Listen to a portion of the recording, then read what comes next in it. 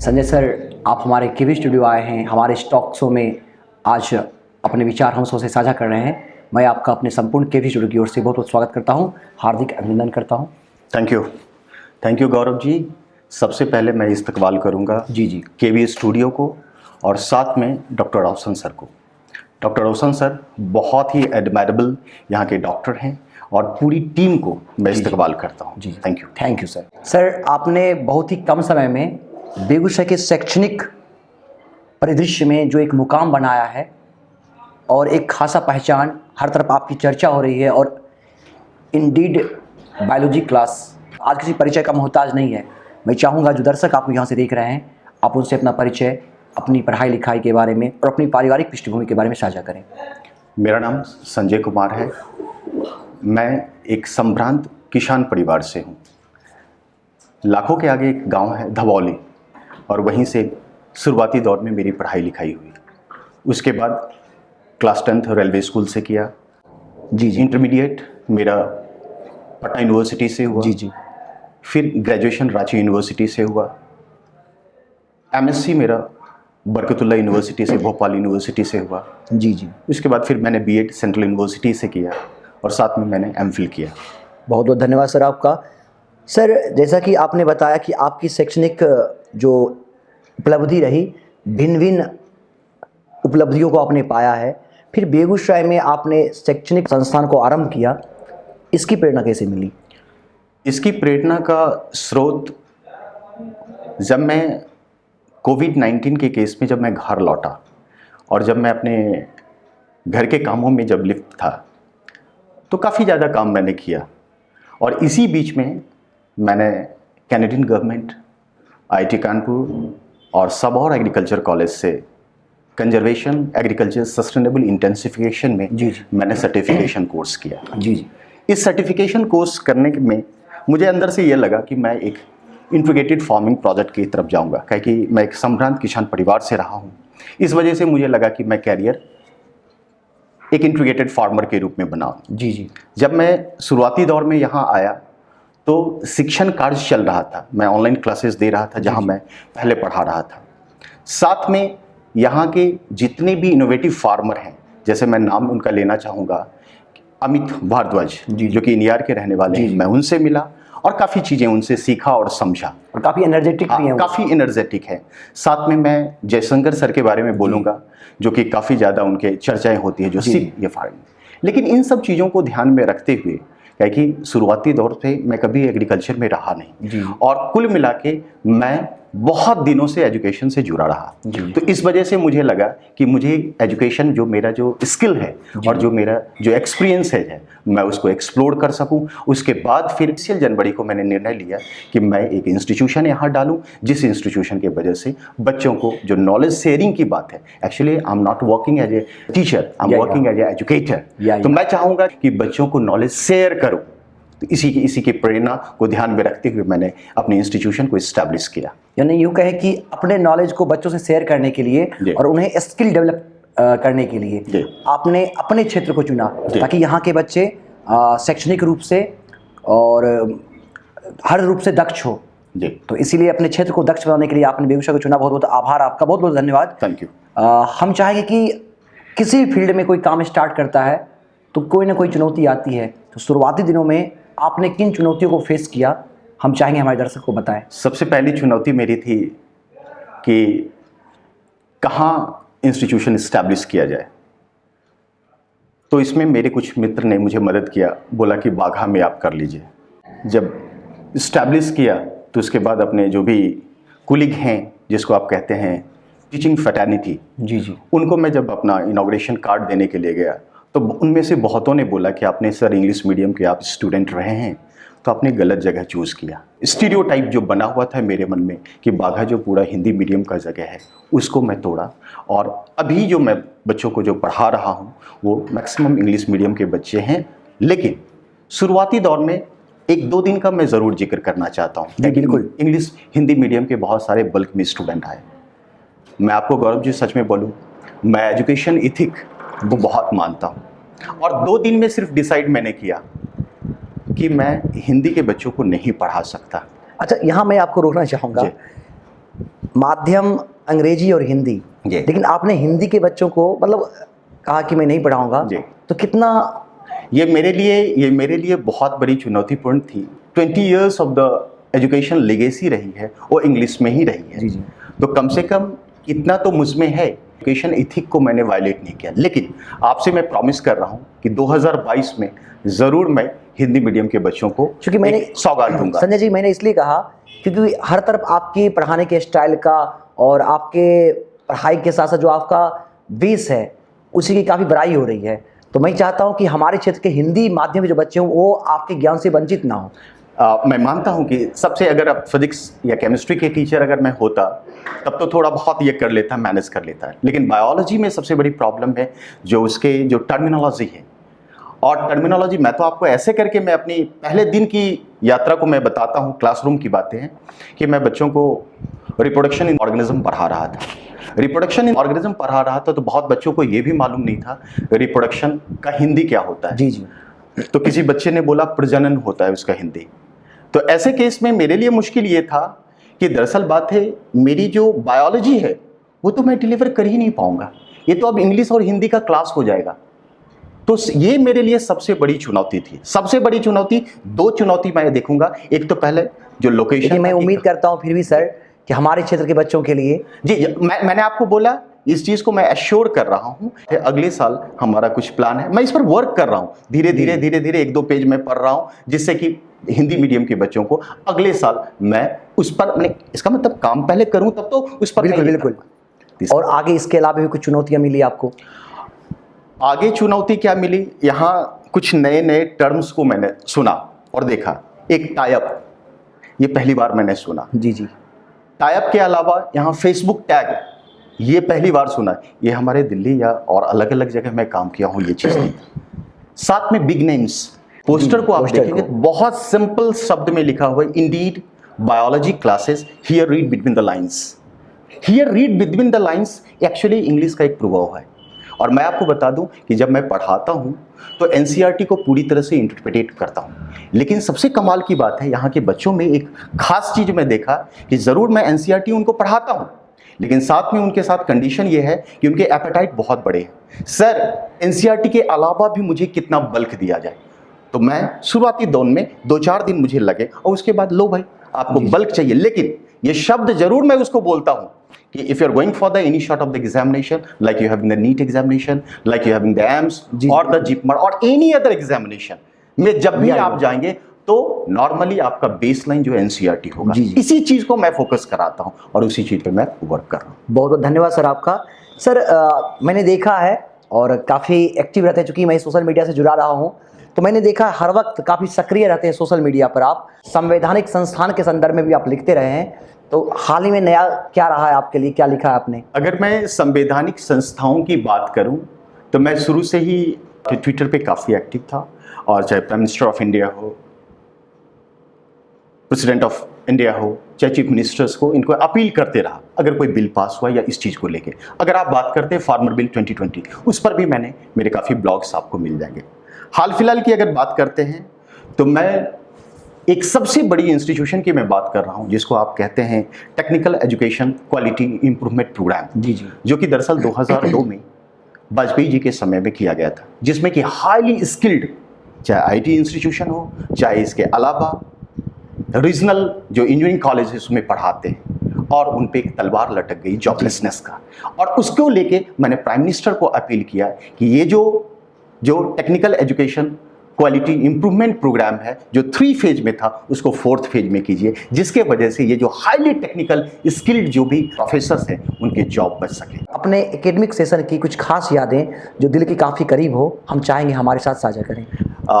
ऐसे तो बहुत सारे हैं, और बहुत सारे में मैं पर्टिकुलरली एक को मैं ये करूँगा। बिल्कुल। मैं उन दिनों पढ़ता था भोपाल यूनिवर्सिटी में, और हमारे सीनियर्स के द्वारा फ्रेशर जी जी, हमें पार्टी दिए जा रहे थे, और मैं बहुत, आपको मैं गौरव जी बताऊं, मैं बहुत नटोरियस रहा है जी जी, जिस भी कॉलेज में, जिस भी इंस्टीट्यूशन में, और एक मीडियोकर स्टूडेंट रहा हूं। ऐसा नहीं कि बहुत इंटेलिजेंट, नो, बहुत मीडियोकर स्टूडेंट, मेहनती था लेकिन सब जानते थे। तो जब फ्रेशर पार्टी की बात आती तो दरअसल बात है, कॉल किया जाता है कि अमुक आइए स्टेज पे आइए। तो मेरे लिए एक शायरी हमारे सीनियर ने पढ़ा और वो पढ़ के मुझे डेस्क पे आने के लिए मैं चाहूँगा वो शायरी हमारे दर्शकों को बताएं। जी, वो शायरी का बोल था, यूँ तो बहार में बहुत कलियां हैं पर पहली बार देखा कांटों का चमन। यूँ तो बहार में बहुत कलियां हैं पर पहली बार देखा कांटों का चमन। सूरत से भोले भाले दिल के खोटे बिहारी बाबू संजय सुमन। एक्चुअली मेरा मतलब बहुत शानदार कहा आपने, ठीक है। दिल के खोटे, सूरत से भोले भाले दिल के खोटे। बहुत खूब, क्या कहा है? सूरत से भोले भाले लेकिन दिल के खोटे। बिहारी बाबू संजय सुमन। एक्चुअली मेरा एकेडमिक नेम है संजय सुमन। और बिहारी बाबू भी जुड़ गए। अब बिहारी बाबू भी जुड़ा। शत्रुघ्न सिन्हा को बिहारी बाबू के नाम से जानते हैं। तो मेरे लिए मुझे लगा कि हमारे सीनियर ने मुझे शायरो शायरी के साथ नवाजा है, तो मुझे लगा कि वो जो कांटों का चमन बोला तो कांटे की इंपॉर्टेंस है, ऐसा थोड़ी बात है क्या कि गुलाब के साथ कांटा होता है, उसकी हिफाजत करता है। उसकी हिफाजत करता है। तो उन सब चीज़ों को ध्यान में रखते हुए मेरे भी मन में एक आया, कहता है क्या, उस शायरी का जो बोल है अर्ज किया है और उसमें कहता है क्या, फूल से तो अच्छे कांटे होते हैं जो चलते को थाम लेते हैं। वाह वाह, क्या बात है। फूल से तो अच्छे कांटे होते हैं जो चलते को थाम लेते हैं और दोस्त से तो अच्छे दुश्मन होते हैं जो घुट घुट कर नाम लेते हैं। वाह वाह, क्या बात है। और कमाल की बात है कि मैं मिस्टर फ्रेशर रहा था अपने यूनिवर्सिटी में और हमारे सीनियर। बहुत खूब कहा सर आपने कि दोस्त से अच्छे तो दुश्मन होते हैं जो घुट घुट कर नाम लेते हैं। क्या बात है। और ये एक बहुत बड़ा तमाचा था। मैं आपको बता दूं कि पूरे यूनिवर्सिटी में मैं बिहार से अकेला था। बहुत अलग अलग जगह से मैं एकेडमिक लिया हूँ, परेशानी हुई है। सर्टिफिकेट को मैं आपको एक छोटा सा मैं ये चीज़ को शेयर करूंगा। जब मैं सेंट्रल यूनिवर्सिटी क्या कहते हैं इसका हरियाणा में जब मैं बीएड का जब मैं एडमिशन ले रहा था तो मेरे सर्टिफिकेट को ऐसे देखे जा रहे थे जैसे मुझे आश्चर्य लगा कि मैंने कोई गुनाह तो नहीं कर दिया। तो इन चीज़ों को मैंने देखा और बहुत आराम से मैंने इस चीज़ को ये रहा। चलिए, बहुत बहुत धन्यवाद सर आपका कि आपने अपनी यादें हमारे साथ साझा की। हमारे दर्शक थे, उनको अपने दिल के करीब जो यादें थी वो साझा किया उनसे। बेगूसराय हमारा जिला, हम सबको गर्व है दिनकर की इस धरती पर। आपने भिन्न भिन्न क्षेत्रों को, भिन्न भिन्न जगहों को देखा है, जाना है, करीब से महसूस किया है। तो बेगूसराय में क्या नया लगा आपको? बेगूसराय में सबसे बड़ा नया लगा कि काफ़ी पोटेंशियल ये जगह है। और मैं आपको कह दूं कि ऐसे ही बेगूसराय को मेडिकल टूरिज्म हब, अगर आप बात करते हैं कि ईस्टर्न बिहार की अगर आप बात करते हैं तो मैक्सिमम जगह से यहाँ आते हैं। जी बिल्कुल। और दूसरी इंपॉर्टेंट बात है, मैं जहाँ भी गया बेगूसराय के आदमी हमको हर जगह मिले और बहुत ही प्रॉस्पेरस, मैं आपको कह दूं। दूसरी इंपॉर्टेंट बात है, दिनकर जी को लेके अगर आपने बात किया है तो वो उनकी एक जो कविता है, क्षमा सोभती उस भुजंग को जिसके पास गरल हो, उनके पास क्या जो दंतहीन विषहीन विनीत सरल हो। तो इन चीज़ों को मैं लेके जिया हूँ, कविताओं से, शायरी से, गानों से काफ़ी मेरी अभिरुचि रही है। और बेगूसराय में सबसे इम्पॉर्टेंट बात है, मुझे लगा कि जब मेडिकल टूरिज्म हब हो सकता है तो एजुकेशनल हब क्यों नहीं हो सकता। तो इसकी एक छोटी सी शुरुआत की। मैं आपको बताता हूँ कि बहुत सारे यहाँ इंस्टीट्यूशंस हैं, बहुत सारे यहाँ इंस्टीट्यूशंस हैं, लेकिन यहाँ की जो हिसाब किताब दिखती है क्या कि यहाँ से बच्चे जब खुलते हैं तो सीधा वो जाते हैं पटना, अलग अलग जगहों में वो जाते हैं। तो अलग अलग जगह में जाते हैं तो हमारी कोशिश या हमारे टीचर्स फ्रेटर्निटी, मैं ऐसे करके बोलूं, हमारे टीचर्स फ्रेटर्निटी को ये चाहिए कि कम से कम कैसे करके उन बच्चों को रोके, क्योंकि धीरे धीरे आपके पास रिसोर्सेज घटते जा रहा है। जिनके 2-4 बाल बच्चा है, जिसको आप बेटा बेटी कहते हैं, तो बहुत मुश्किल हो जाता है कि सबको पटना तक में रखने के लिए। तो इसलिए, और ये बहुत ही उर्वरक भूमि है। सबसे अच्छी बातें मैं बता दूं कि बेगूसराय का जो आपका सराउंडिंग एरिया है वहाँ थोड़ी सी वाटर लॉगिंग है, अदरवाइज काफ़ी उपजाऊ भूमि है। और इंडस्ट्रियल हब तो ऐसे ही रहा है। अगर बरौनी रिफाइनरी की आप बात करेंगे HFC जो कि रिवाइव हो रहा, और भी बहुत सारे ऐसे चीज़ें हैं जिसको हमने जिया है, देखा है, और ये सब चीज़ें। बहुत बहुत धन्यवाद सर आपका। सर, आपने बहुत सारी उपलब्धियां पाई हैं, हमें गर्व होगा कि उन उपलब्धियों को हमारे साथ साझा करें। अगर उपलब्धियों की बात की जाए तो जब मैं इंटरमीडिएट में था तो my father he wants to see my doctor, तो मुझे लगा कि चलो डॉक्टर्स की तैयारी करते हैं। तो डॉक्टर की तैयारी में रेस में लग गया, 1-2 अटेम्प्ट दिया, बात नहीं बनी। बात ही डॉक्टर में नहीं बनी तो उसके बाद दरअसल बात है फिर जो मेरा ब्रांच चेंज हुआ और ग्रेजुएशन किया। जब ग्रेजुएशन किया तो अब लाइन मेरा आने लगा मैं साइंटिस्ट बनूं। उसमें भी बीएससी किया, उसके बाद एमएससी किया, वहाँ भी बात नहीं बनी। एआरएस का एक बार मैं इंटरव्यू तक भी पहुँचा, एग्रीकल्चर रिक्रूटमेंट साइंटिस्ट का। अब ऐसा करते हैं तो आईएएस बनते हैं। तो इसकी तैयारी शुरू कर दी, और इसकी तैयारी शुरू कर दी बहुत एज में मैं शुरू किया। उसमें भी जो सफलता होती है प्री मेंस इंटरव्यू तक की, वो सफलता हमने देखा, लेकिन फाइनल क्रैकडाउन, यहाँ आईएएस की तैयारी और बीपीएससी की तैयारी में फाइनल नॉकडाउन की बात होती है। ये जो आप प्री मेंस और ऐसे, इससे आप स्किप नहीं कर सकते। इन चीज़ों को देखते देखते फिर मुझे लगा कि नहीं, एक काम करते हैं कि बीएड कर लेते हैं। जब बीएड कर लेते हैं तो बीएड भी कर लिया, और मेरी बहन भी एक शिक्षिका है, तो उन्होंने बोला भैया आप बीएड करो। आप उसके पहले मैं बीएड कर लिया था, तो बोला बिहार सरकार में निकलेगा फॉर्म, आप भर देना। तो मैं इस चीज़ से दूर रहा शुरू से। मैं आपको गौरव जी सच बोलूँ, क्या कि मैं सच बोलूँ, मैं जस्टिस नहीं कर सकता हूँ बच्चों को, क्या कि शुरू से मेरी आदत, हाँ इसमें कोई शक नहीं, यहाँ रह के चीज़ों को देख के उसके बाद में हो सकता है मैं करूँगा।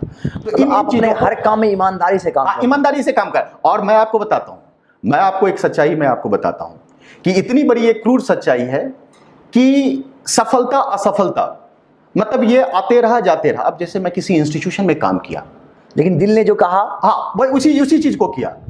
अगर आप कहते हैं कि मैं इंस्टीट्यूशन में 2-3 इंस्टीट्यूट, कॉलेज में पढ़ाया, मैं स्कूल में पढ़ाया, पब्लिक स्कूल में, और पब्लिक स्कूल के टॉप 100 पब्लिक स्कूल में पढ़ाया, साथ में कॉलेज में पढ़ाया, पब्लिक स्कूल में पढ़ाया, उसके अलावा 10 बार फार्मास्यूटिकल इंडस्ट्री में काम किया, साथ में अगर आप बात करते हैं तो क्या कहते हैं इसका, मेडिकल इंस्टीट्यूशन में काम किया।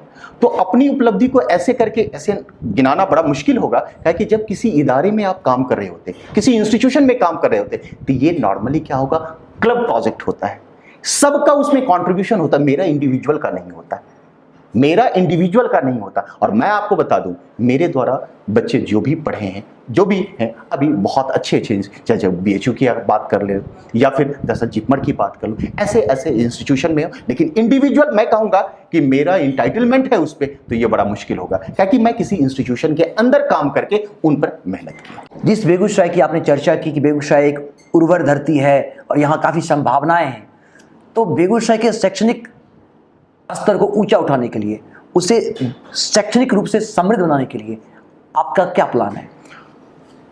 आप इसको कह सकते हैं रोड मैप कह सकते हैं या ब्लूप्रिंट कह सकते हैं, जिसकी मैंने छोटी सी शुरुआत की है। और वो ब्लूप्रिंट इस चीज़ से निकलता है कि जो शुरुआती दौर में मुझे लग रहा था कि मेरे लिए एक्सेल करना बहुत मुश्किल होगा, आज मैं कहूँ गौरव जी, बड़े आराम से मैं पढ़ा के जाता हूँ, ऑनलाइन क्लासेस भी लेता हूँ और सुकून से सोता हूँ अपने घर में जाके।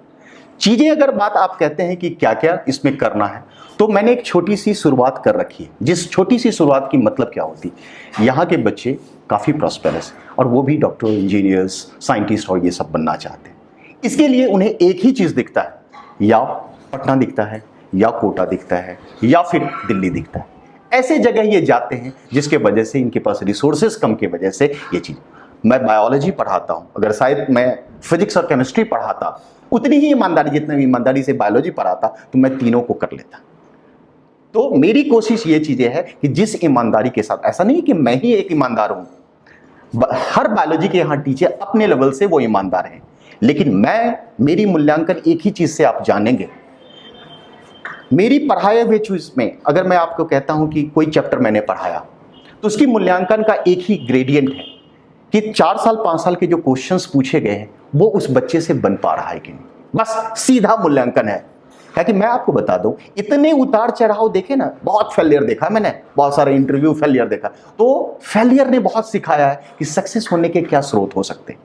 तो ये एक सबसे बड़ी चीज़ें हैं जिसमें मैं चाहता हूं कि जैसे मेडिकल टूरिज्म हब बेगूसराय को कहा जाता है, वैसे करके एजुकेशनल हब बेगूसराय बने, और जो भी टीचिंग फैटर्निटी से जुड़े हुए हैं, चाहे वो फिजिक्स के टीचर हैं, चाहे केमिस्ट्री के टीचर हैं, चाहे बायोलॉजी के टीचर हैं, या अलग अलग डोमेन के जो भी टीचर हैं, अपना 100%। इसके अलावा मैं आपको बोलना चाहता हूँ, बहुत सारे ऐसे करियर ओरिएंटेड कोर्स हैं, मैं इसमें जोड़ना चाहता हूँ। बिल्कुल।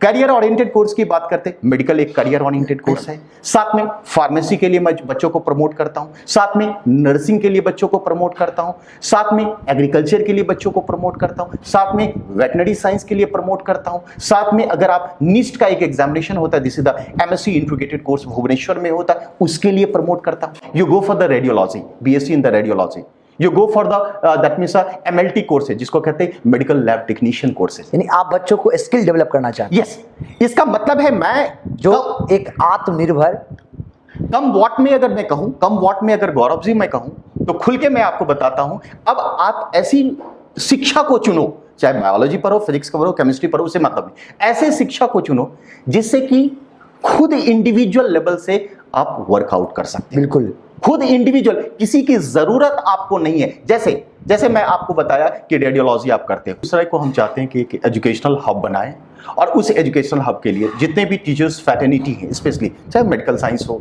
चाहे वो आपका इंजीनियरिंग साइंस हो, ज्वाइंट एफर्ट हम चाहते हैं, और बस यही चीज़ है। धन्यवाद सर आपका। सर आपने बताया हमें कि आप बेगूसराय को एजुकेशन हब बनाना चाहते हैं, लेकिन आपको नहीं लगता कि यहाँ काफ़ी प्रतिस्पर्धा है, बहुत भीड़ है, अलग अलग फील्ड के अलग अलग एक्सपर्ट अपने अपने क्षेत्र के महारत पाए हुए अपने शैक्षणिक उपलब्धियों के साथ बच्चों को शिक्षा दे रहे हैं, तो इस स्पर्धा में, इस प्रतिस्पर्धा में अपने संस्थान को आप कैसे बेहतर बना पाएंगे?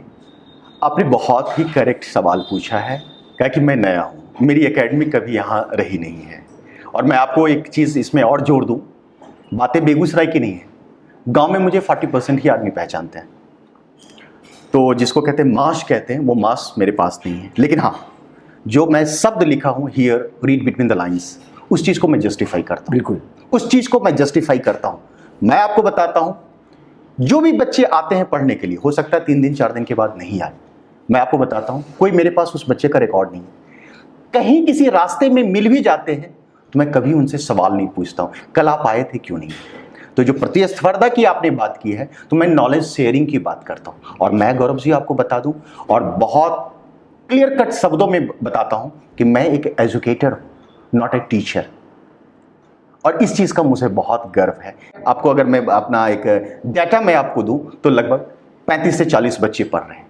इसकी उम्मीद मेरी को नहीं थी, मुझे उम्मीद नहीं थी। और ये किस बच्चे हैं? ये नीट की तैयारी कर रहे हैं, और साथ में दरअसल बात है 12 के अभी बच्चे, जो कि और भी बहुत अच्छा, अभी क्लास 11 के बच्चे आएंगे। तो प्रतिस्पर्धा सबकी अपनी अपनी चीज़ें हैं, किसी ना किसी, हर टीचर में कुछ ना कुछ क्वालिटी होती है।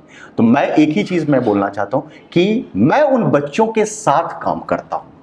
मैं आपको बताता हूँ कि जब क्लासरूम में मैं एंट्री करता हूँ, तो मुझे सबसे ज़्यादा सुकून क्या मिलता है कि दरअसल बात है, मेरे एंट्री करने से पहले बच्चे को डर रहता है कि क्या पता क्या पूछ देंगे, यही है। और मेरे क्लास में आप एक चीज़ देखेंगे, कोऑपरेटिव लर्निंग। अगर कोई बच्चा नया ज्वाइन किया है ना, तो मैं सीनियर को, सीनियर मीन्स क्या होता है, जो पहले से क्लास ले रहे होते हैं, उनको मैं बोलता हूँ कि पढ़ाओ इसको, इनको पढ़ाओ, this is the cooperative learning. इसके वजह से क्या होगा, प्रमोट करना। हाँ, इससे क्या होगा कि उन बच्चों में कभी भी प्रतिस्पर्धा होती ही नहीं। जब उनमें प्रतिस्पर्धा नहीं है, तो इन टीचरों के साथ क्या मेरा प्रतिस्पर्धा होगा, जो इवन बायोलॉजी डोमेन के हैं, या फिजिक्स के हैं, या केमिस्ट्री के हैं, या जो भी चीज़ है। आप अपने काम को ईमानदारी से करते हैं जी, उसमें कहीं कोई, और मैं आपको बता दूं, मैं बड़ा मस्त जीता हूं, अच्छी नींद आती है, ये चीज़ें मेरी है कि जिसके वजह से कोई कंपटीशन का कोई बात है ही नहीं। मैं किन्हीं के बारे में कुछ भी नहीं, क्योंकि ये मेरा थोड़ा सा प्री मैच्योर होगा किन्हीं के बारे में बोलना। धन्यवाद सर आपका। आपने बिल्कुल सही कहा कि आपका किसी से प्रतिस्पर्धा नहीं है, और आप अपने काम को पूरी निष्ठा के साथ, पूरी लगन के साथ करते हैं। बहुत बहुत आभार आपका। समय के साथ साथ शिक्षा के स्तर में, उसकी गुणवत्ता में बदलाव आए हैं, क्योंकि आपके पास शैक्षणिक उपलब्धि काफ़ी ज़्यादा है और काफ़ी लंबा एक्सपीरियंस भी आपके पास। तो हम चाहेंगे कि जो शिक्षा के स्तर और दशा दिशा में जो बदलाव आया है समय के साथ, आप इस पर अपना प्रतिक्रिया दें। अगर शिक्षा की अगर बात की जाए, तो मैं 2 महापुरुष के बारे में जिक्र करूंगा। एक महापुरुष हैं गांधी जी, और दूसरे महापुरुष हैं रविन्द्रनाथ टैगोर। रविन्द्रनाथ टैगोर ने एजुकेशन को लेके बोला, the aim of the education is the self realisation. और यही एजुकेशन का मेन गोल है, सेल्फ रियलाइजेशन। 100 का ज्ञान करा दिए। गांधी जी ने ओवरऑल डेवलपमेंट की बात की, जी, और overall development of the body, mind and the spirit. जी बिल्कुल, उन्होंने कहा था education I mean the development of mind, body and soul. तो ये वाली बात जो है, जो आपने जो सवाल मुझसे किया, उस सवाल में ही चीजें छिपी हुई है, और उसी में आंसर है। पूरी ईमानदारी के साथ मैं अपना काम कर रहा हूं। कोरोना पैंडेमिक में काफी चीजें चेंज हुई है, और जो बजटरी एलोकेशन होता है, चाहे गवर्नमेंट ऑफ इंडिया का हो चाहे स्टेट गवर्नमेंट का हो, शिक्षा पर धीरे धीरे बजटरी एलोकेशन कम हो रहा है, जो कि बड़ा खराब है। गार्जियनों का भी प्रॉब्लम्स होने लगा है, क्योंकि उनके पास रिसोर्सेज कम हुए, और जब रिसोर्सेज कम हुए इसके वजह से धीरे धीरे बच्चों को बाहर भेजना या अच्छे से अच्छे इंस्टीट्यूशन को भेजना वो बंद कर दी, जिसके वजह से धीरे धीरे गिरावट हो रही है। तो इस गिरावट में हम सब शरीक हैं। ये मैं कहूँ कि सरकार के बारे में बोलूँ तो ये मेरी गलत बातें होगी। इसमें हम भी उतने ही जिम्मेवार हैं, क्योंकि दरअसल बात है, हमें भीड़ पसंद है, हमें साइकिल पसंद है, कितने साइकिल से, हमें सेल्फी शूट पसंद है कि हम दिखाएं कि हमारे पास इतने बच्चे। इसमें एजुकेशन जो है बहुत पीछे छूट जाता है, बहुत पीछे छूट जाता है। मैं आपको बताता हूँ, अपनी वाकया में बता रहा हूँ गौरव जी, जितने बच्चे हैं मेरे पास, अगर 15 बच्चे का एक बैच है ना, 13 बच्चे आता तो मुझे दुख होता है।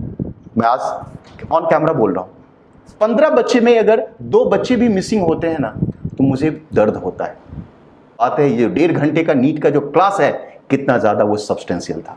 तो कम से कम जो हम बार बार कहते हैं एजुकेशन इथिक की शुरुआत दौर में बात में करें, उस एजुकेशन इथिक को हम टीचरों को समझना है और अपना 100% अपने दीजिए, तो जरूर हम धीरे धीरे शिक्षा के स्तर को जरूर अपलिफ्ट करेंगे।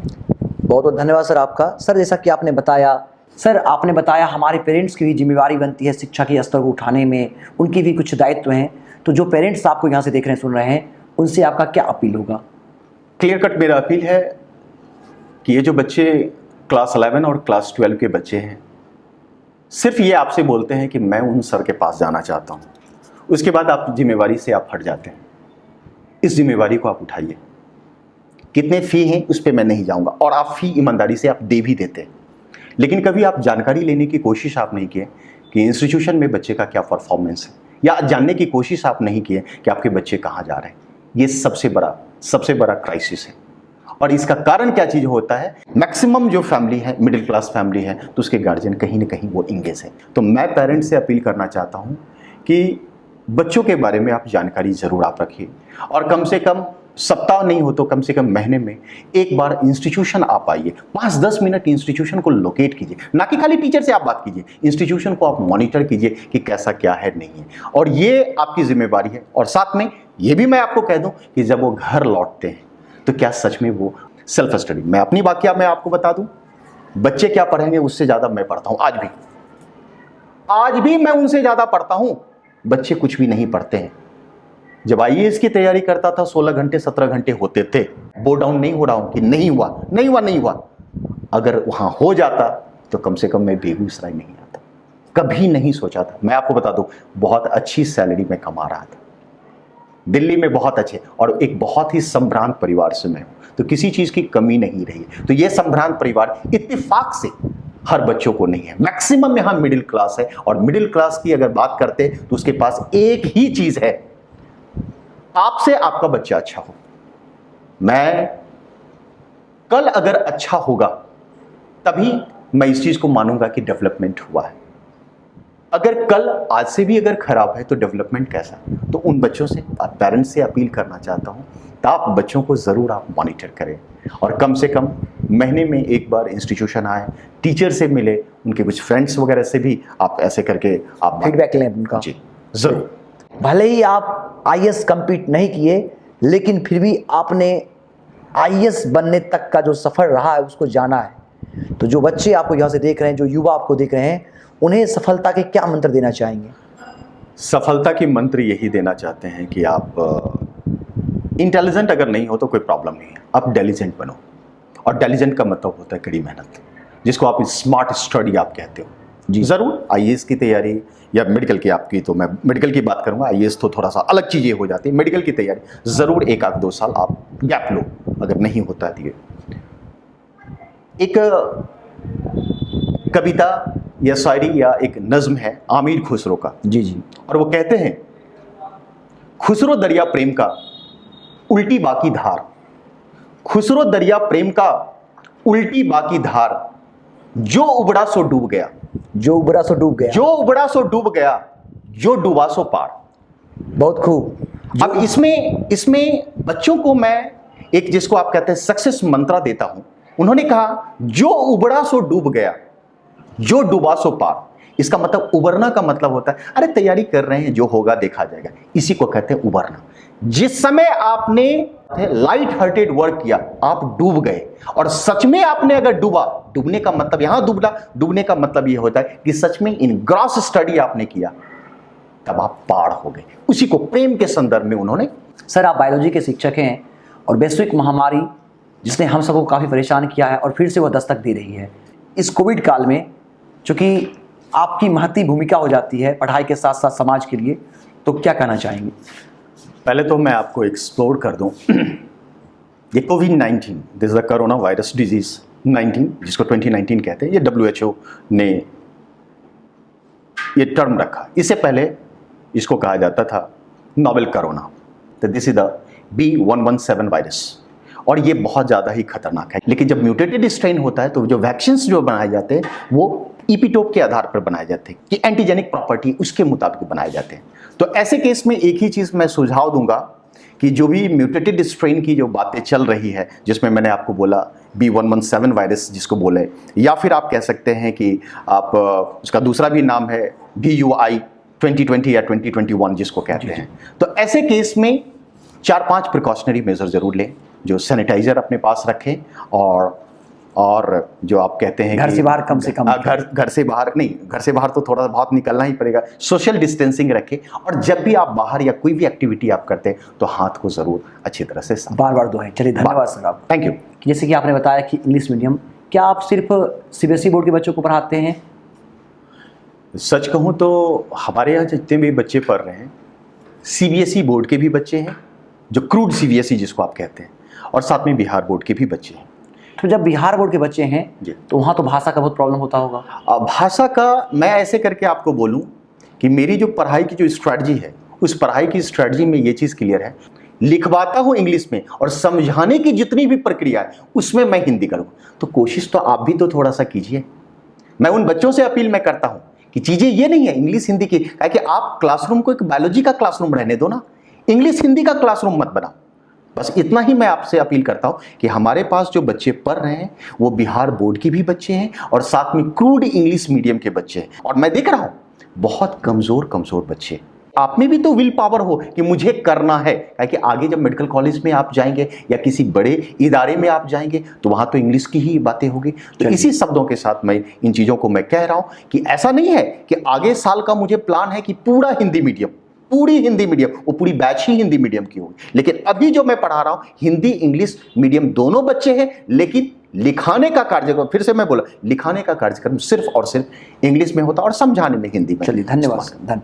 बहुत बहुत धन्यवाद सर आपका। संजय सर, आपने अपनी कहानी हम सबसे साझा की, कुछ यादगार पल हमारे साथ शेयर किए, और साथ ही साथ बच्चों को, युवाओं को और पेरेंट्स को भी अपने विचार साझा किए। यहाँ आकर कैसा लगा?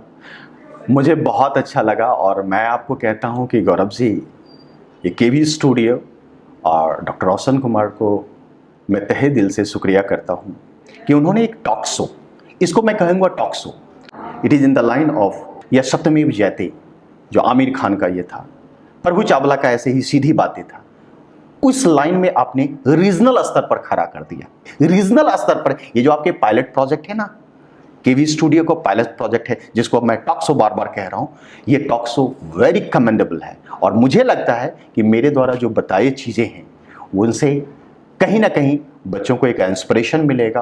और साथ में मैं एक ही चीज़ फिर से मैं बोलूँगा कि success is determined by the sweat gland, आपके कितने पसीने निकले हैं उससे सक्सेस डिटरमाइन होता है। और फिर से मैं बोलूँगा कि केवी स्टूडियो और गौरव सर आपका, और साथ में आपकी पूरे टीम, और साथ में सबसे इंपॉर्टेंट जो इसके पाइनियर हैं, जो केवी स्टूडियो के जो पाइनियर हैं, डॉक्टर रोशन कुमार सर को मेरे तरफ से नमस्कार। बहुत बहुत धन्यवाद सर आपका भी, संजय सर, कि आपने अपने विचार हमारे साथ साझा किए। पुनः आपका बहुत बहुत आभार। धन्यवाद। इंडीड बायोलॉजी क्लासेस के डायरेक्टर संजय सर के विचार सुने, इनकी हर तरफ चर्चा है। काफ़ी कम समय में इन्होंने शिक्षा के क्षेत्र में एक अपनी पहचान बनाई है, और पेरेंट्स और खास करके छात्र इनके पढ़ाने के स्टाइल का कायल हैं, और बच्चों के साथ इनका काफ़ी जुड़ाव है। तो हमें लगा कि इनकी बातें हम आप तक पहुंचाएं, इसलिए हमने इन्हें आमंत्रित किया, और हम चाहेंगे जिस पढ़ाने के स्टाइल का और अपने संस्थान के बारे में और उन बच्चों के बारे में जो उन्होंने बातें कही हैं, मैं चाहूँगा, इनसे अनुरोध भी करूँगा कि जल्द ही हम इनके शैक्षणिक संस्थान को जानेंगे और वहाँ उनकी कहानी आप तक पहुँचाएंगे, उन बच्चों से जानेंगे इनके पढ़ाने के स्टाइल के बारे में, और इंडीड बायोलॉजी क्लास की स्टोरी हम आप तक पहुँचाएंगे। और सर से मैं रिक्वेस्ट करूँगा कि सर बहुत जल्द हम आपके संस्थान पे आने वाले हैं और चाहेंगे कि आपके संस्थान की कहानी दर्शकों से साझा करें। मैं चाहूँगा कि आपकी ये बातें, आपके संस्थान की कहानी हमारे दर्शक तक पहुँचे। आप सभी दर्शकों से भी मैं निवेदन करूँगा कि इस तरह के हमारे कार्यक्रम को देखने के लिए आप हमारे YouTube channel stars of Begusarai को जरूर सब्सक्राइब करें। साथ ही साथ हमारा जो फेसबुक पेज है डॉक्टर रोशन कुमार, उसे भी फॉलो करें। और आए दिन संजय सर की तरह जो हमारी युवा शक्ति है, जो हमारे जिला के बेटे हैं, जिला के लाल हैं, और अपनी प्रतिभा के दम पर, अपनी बहुआयामी व्यक्तित्व के दम पर भिन्न भिन्न फील्ड में अपने आप को स्थापित करके हम सबों का नाम ऊंचा कर रहे हैं, उनके विचार आप तक पहुंचाएं। बहुत बहुत धन्यवाद। List but not last, Gaurav ji, मैं एक शायरी से इसको कंपाइल करूंगा। कुछ ऐसे सवाल आपने पूछा जो मुझे काफ़ी छू गया, और वो सवाल थे कि कैसे करके आप अपने आप को इस्टेब्लिश करेंगे, क्या कि बहुत सारे इंस्टीट्यूशन। तो मैं उस पर शायरी अर्ज करूंगा कि दर्द को अब दर्द होने लगा, कि दर्द को अब दर्द होने लगा, दर्द ही अब मेरे घाव धोने लगा, कि दर्द को अब दर्द होने लगा, दर्द ही अब मेरे घाव धोने लगा। दर्द को छूकर मैं ना रोया, दर्द को छूकर मैं ना रोया, दर्द मुझे छूकर रोने लगा। इसका मर्म ये चीजें हैं बहुत, मैं आपको क्या बताया, इतनी स्टोरियां मैंने बताया, अनसक्सेस की बहुत सारी स्टोरियां हैं, और मैं कभी परवाह नहीं किया। और वो कहता है ना, यदि तो डाक सुने क्यों ना से तबे एकला चलो रे, रविन्द्रनाथ टैगोर का है। तो इसी पंक्ति के साथ मैं चाहूंगा फिर से एक बार आपका इस्तकबाल करने के लिए, और केवी स्टूडियो की पूरी टीम को, और साथ में जो इसके पायनियर हैं रोशन कुमार सर, उसका दरअसल बात मैं काफी आभार। धन्यवाद। Thank you.